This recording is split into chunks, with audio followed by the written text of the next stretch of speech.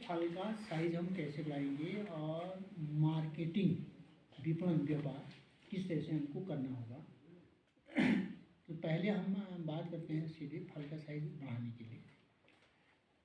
फल के लिए ऐसा कहा जाता है, फल के भीतर बीज ज़्यादा हुए, किसी भी फल में बीज ज़्यादा हुए तो पौधा उस फल को भोजन ज़्यादा देता है। कीवी के लिए भी वही बात लागू होती है। कीवी का फल अगर उसका पूरा परागण हो गया तो 1000-1200 बीज होते हैं। अगर परागण कम हुआ तो उसमें 100 ही बीज, 200, 300, 400 होंगे। तो जिस दाने के भीतर 100, 200 या 300-400 बीज होंगे, उसको पौधा भोजन ही कम देगा, वो छोटा रहेगा।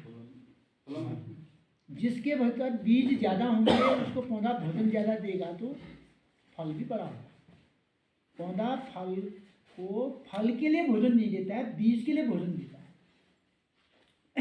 मतलब सीधा ये हो गया कि हमने बीज की संख्या बढ़ा दी है। बीज की संख्या कैसे बढ़ती है? जो नर फूल होता है, नर में पराग होता है, पराग बहुत ही छोटे कण होते हैं, वो मादा फूल पर गिरता है तब जाकर के बीज मिलता है। पराग कैसे जाता है नर से मादा में? कभी तो हवा से जाता है, कुछ कीड़ों के द्वारा जाता है, लेकिन इतना नहीं जा पाता जितना पौधे को जरूरत होती है। इसलिए जो नया तरीका है वो एक तरीका तो ये है कि आसमान में ये क्या कहते हैं आजकल जो उड़ते हैं, नाम लग जाते हैं मधुमक्खी, कैमरा लगा करके वो भूला जा रहा है।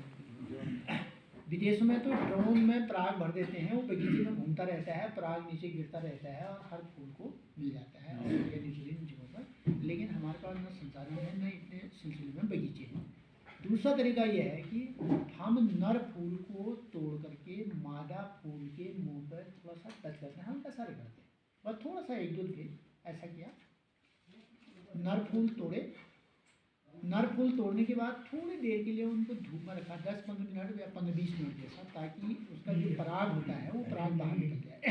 पराग अंदर फंसा रहता है और फटे या मांस घाम में लग जाए तो अभी फट देना, वैसे उसमें भी होता है, तो पराग बाहर निकलता है। हमने फूल तोड़े, थोड़ा सा 100-50 फूल तोड़े, थोड़ा सा थाली में पराग में थोड़ा सा धूप में रखे, उसके बाद ज़्यादा भी नहीं सुखाने हैं।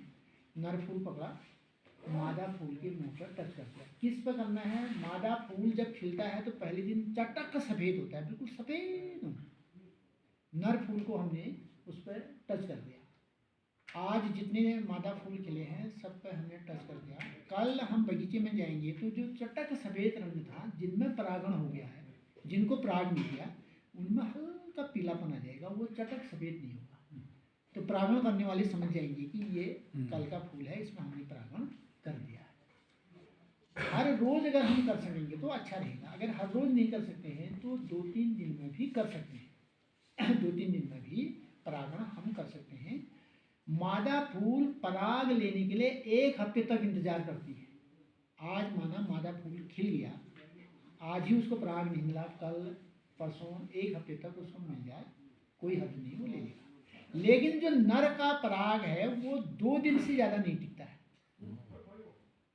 नर खिल गया, उसमें जो पराग होगा वो आज और कल काम करेगा, परसों काम नहीं करेगा। तो जो नर तोड़ेंगे वो बिल्कुल नया नया जैसा, जो नया खिला हो उसको हम लगा दें। इस काम को रोजाना कर सकते हैं। अगर किसी को फुर्सत नहीं होती है तो तीसरे चौथे दिन भी कर सकते हैं।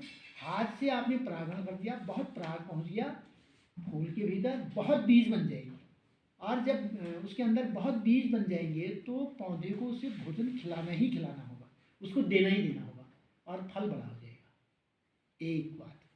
दूसरी बात, एक ही गुच्छे पर कभी कभी कुछ प्रजातियों में 10, 15, 20 फूल निकलते हैं, उसमें उतने ही फल लगते हैं। लेकिन पौधे की तो अपनी एक क्षमता है निश्चित तौर पर। जैसे कुत्ते के बहुत बच्चे होते हैं, अगर फल रख दें तो उनको भोजन नहीं मिल पाता है। या बकरी के बच्चों का आप ख्याल कर लीजिए, 2 या 3 बच्चे बकरी के हो गए, माँ का दूध तो उतना ही है, तो वो बड़े नहीं हो पाते हैं, इसलिए उनको घटाते हैं या दूसरी व्यवस्था करते हैं। वही बात यहाँ भी है। माना पेड़ पर हमारे 2000 फल लगे, 2000 फूल